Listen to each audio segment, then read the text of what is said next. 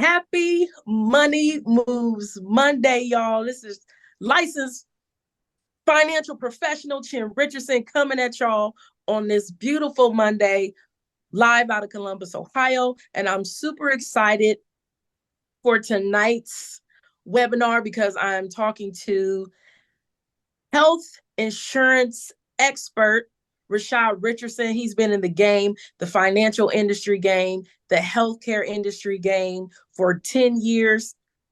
And he's very passionate about finding the right benefits package for his clients. So we're just going to talk to him tonight. We're going to pick his brain about getting out of this health insurance maze, because sometimes it's just so difficult to understand these PPOs and all of these things with insurance, senior healthcare, all of these things that are happening right now. So I just want to be able to bring this gentleman to y'all so that you can get a better understanding of what's going on today with the health insurance. Want to welcome Mr. Rashad Richardson to Money Moves Monday. Welcome. Hey y'all, what's poppin'? What's poppin'? How y'all doing today? Hope y'all doing a good day. Or that was incorrect. Let's hope y'all having a good day. Yes. I'm having a crazy day, but it's been a crazy good day. Listen, crazy good days is listen, it's okay. When it's okay to not be okay, just don't stay that way, right? We have those Listen, days, but we just don't stay that way. So I always like to get this discussion popping with this very first question. Everyone has their ideas about health insurance, whether you're an employee, the benefits package as an employee, whether you're an entrepreneur um, looking to acquire health insurance, whether you're a senior that's 65 years of age or older. What have you found to be a myth that you can debunk for us about health insurance tonight? so the myth is that PPOs are better than HMOs. That's what I hear around in the streets. That's what I hear everybody say. I want a PPO. I don't want an HMO. That means I have to get a referral, all that kind of stuff. If I get a PPO, my doctor's going to take it. All those things are not necessarily true. So what I've come to find is that I like to go with PPOs because they have had an experience where their doctor didn't accept a specific network, right? But just because you have a PPO, and what PPO means, let me back up some because I didn't explain what the two differences are. So I was going to ask. an HMO means that there's a network of doctors that accept this specific insurance, right? That's the most simplest way to explain that. There's a network, doctors are in that network, either they're in network or they're out of network, flat out. And then your doctor has to refer you to different specialists if you need to see a specialist. A PPO means you can see doctors both in the network and out of the network. Oftentimes, if the doctor is out of the network, you have to pay more money, but you still are able to see them if the doctor accepts the insurance. They have to still be willing to accept the insurance, which is why the myth that PPOs are better is not true because the doctors can still say, no, I don't accept that. There are lots of insurances that I've seen where doctors will not accept that insurance no matter what, if it's HMO or PPO.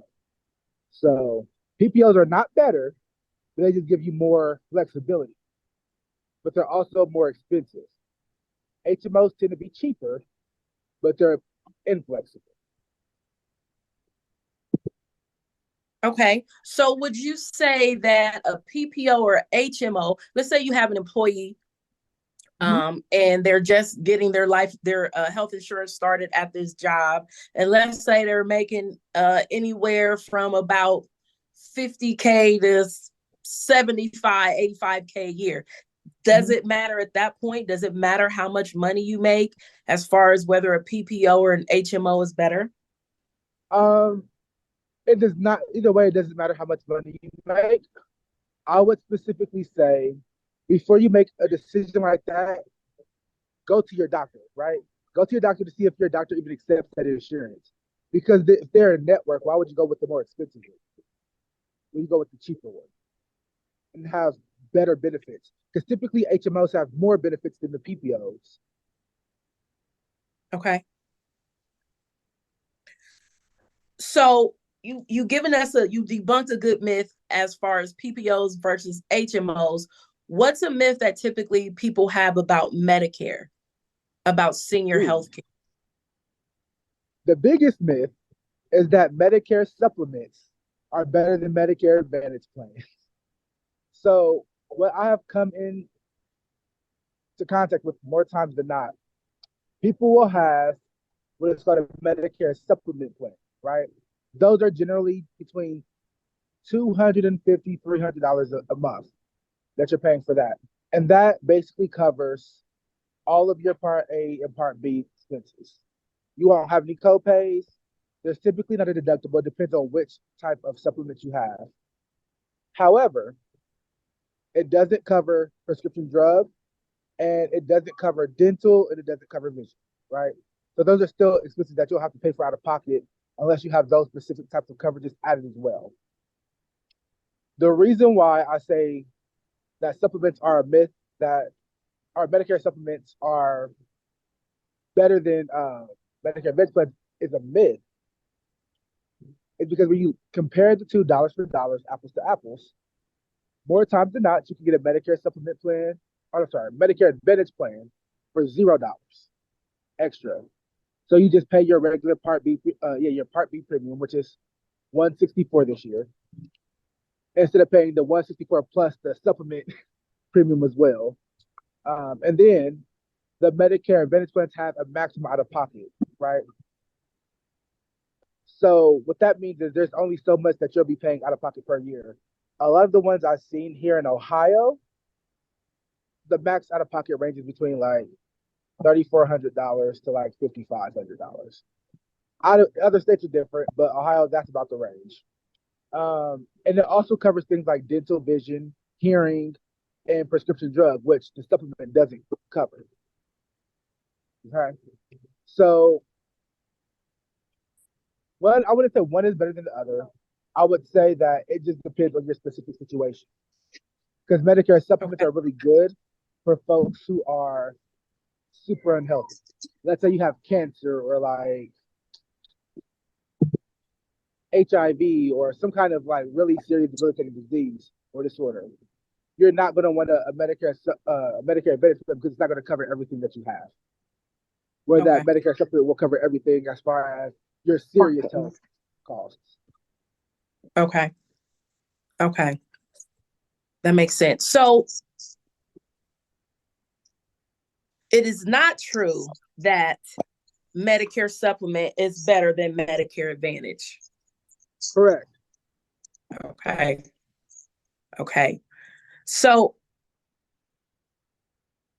once someone decides that they are going to get a Medicare Advantage, or they decide that they're going to choose an HMO over the PPO, how will that improve things for them? Like, what will that look like for them as they go on from enrollment period, open enrollment period to open enrollment period?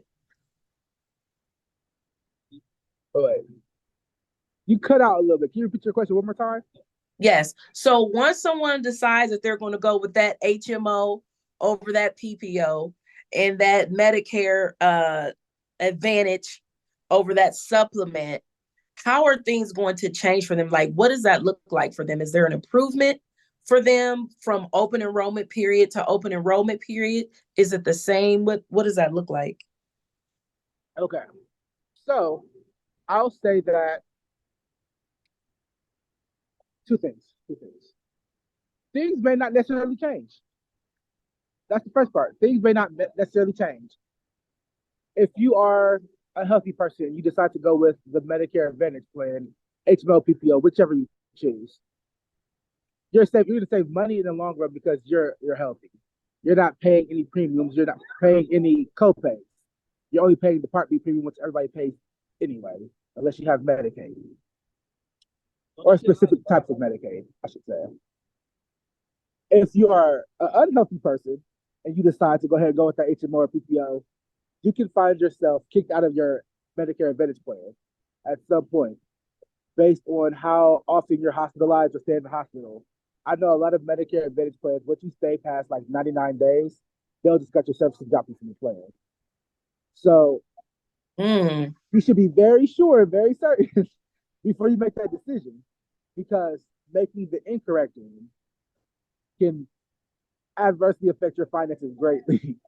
I've seen lots of people go down in the debt and even lose the ability to pay for their own homes because of this. Wow. Wow. So that's really scary, what you're saying, especially for older people with Medicare or Mhm. people who have kidney transplants, things like that. People who have Medicare, the majority of the time, they're not going to be as healthy. So what does that mean for them? Someone gets kicked off a plan. What are their options? What does that mean for them? So there's a couple of options. Depending on if they have Medicaid or not, because that's also important. If a person has Medicaid and Medicare, they have something called a special enrollment period that's open to them all year round, right? But also, if a person has Medicare and Medicaid, it's really great because what happens is Medicare, let's say you get kicked off the Medicare Advantage plan, but you have Medicaid and Medicare, it's okay. Because what's going to happen is Medicare is going to pay for 80% of your costs and Medicaid is going to pay the other 20%. So you'll be good at that point. If you don't have Medicaid, which I feel like a lot of people fall into the category of, they make too much for Medicaid, but don't make enough to live without it. So if you're working to kick off the Medicare Advantage plan at that point, you could then go into another Medicare Advantage plan. Or what I suggest is go ahead and get you that supplement because you're going to get out of the next Medicare Advantage plan, more than likely as well. The reason why you have that choice is because when you are, when you're kicked out of the plan, right, you have something called a special enrollment period. And that comes because you lost qualifying coverage. So you have 2 months after you lose that coverage to then go ahead and go in and get you a new plan of some sort, whether it be the advanced plan or the supplement. Got it. So let's talk about entrepreneurs. So there are a lot of self-employed people out Mm-hmm. here, a lot of entrepreneurs, and a lot of them don't have health care. Some of them because they just don't know how to do it. Some of them because they feel like they make too much and so they can't get Medicaid. But whatever the reason may be, what are some steps that entrepreneurs can take or should take so that they can have health care? Okay. Well, if they have a doctor already, the first thing I would say is to talk to your doctor and ask them what are all the insurances that they accept. So it's very important that, at least to me, that you stick with your same healthcare provider, the same person who knows you in and out. I know nobody wants to start over. So firstly, ask them which insurances do they accept. And then you want to find a broker who is licensed in your state, who lives in your area, and ask them for help, right? You want to go to a broker specifically because they'll have multiple insurances that they're appointed to. So they'll be able to find you the best insurance at the best rate to fit your specific needs. Make sure that the person that you're talking to asks you a lot of questions. You shouldn't have to have any questions by the end of them talking to you. They should have answered that before you ask anything. Um, Along with that, let's see, that professional should also, this is specifically for the business owners, correct? Yes. Okay. That professional will also want to be on the marketplace. The marketplace is going to help you be able to have like the sliding scale, and the sliding scale is it helps you get your insurance costs down to be adjusted to what you're actually making. Okay. That makes sense. That makes sense. Okay, so you said that they should talk to their physician first. What if they don't have a primary care physician? Should they Oh, just that makes it start with a easier. broker or marketplace? That actually makes it easier. If they don't have a primary care physician, you can pick any broker then at that point that has multiple appointments in your area because you don't have to worry about whether or not your doctor is going to go ahead and accept that insurance because you can go to any doctor at that point. Okay. So I always like to leave everyone just to wrap this up. always like to leave everyone with, as a coach, you want to leave people with an assignment, with a challenge, with some type of homework. So what challenge or assignment, something that's tangible, would you leave entrepreneurs, seniors 65 and over, or employees with before you leave this interview tonight? Yes. So I'm actually happy you asked that question. It's when you asked me to do this interview, this is the reason why I picked this time to come on. October 15th is open enrollment. Or I'm sorry, annual enrollment for Medicare, right? So for the Medicare folks, I want you to go ahead and talk to your doctors now and ask them what insurances do they accept. So you can then find you a broker and make sure that you get the best Medicare Advantage plan that you can, or Medicare supplement, depending on what you need personally. Make sure that they accept that, right? For the people who are employed currently, it's also enrollment time for you. This is when you all do your benefits between October and December, usually just in the November area. So you guys need to go ahead and look at your HMO and your PPO. Ask your doctor if they accept both of those things, and then look at the benefits that each of those give you. Because you'll find that the HMO might give you more. In Ohio, more times than not, the HMO definitely gives you more benefits. And then see if the PPO is even worth looking at. Okay. Okay. Now, as far as the the business owners, the self-employed, I need you to go into the marketplace. Go into the marketplace. If you have any, what's the word? Go to the marketplace. If you don't have a doctor, go to the marketplace. If you do have a doctor, ask your doctor what do they accept. Ask them if they accept. Also, talk to multiple brokers. Don't just talk to one, and see who really has your best interest at heart. Because I know a lot of us who are self-employed or unemployed or business owners, we all kind of fall in the same category: self-employed, unemployed, no benefits having, no benefits provided. You want to definitely make sure you're not picking something out of desperation just because you need it now. Do your proper research because health insurance is expensive. It's an expensive thing to get. If you get it right, it works out. If you don't, you have thousands of dollars in medical bills. And for those of us who are self-employed and have aspirations of being homeowners, I'm gonna tell you from personal experience that all the medical bills will stop you from getting your house. Don't let that be you. That's real. That's real. Thank you so much, Rashad, for coming on here and spreading all that wisdom and knowledge on health plans, on health insurance on this Money Moves Monday. I'll definitely be having you back sometime soon. In the meantime, everybody enjoy your night. I will see y'all next Monday.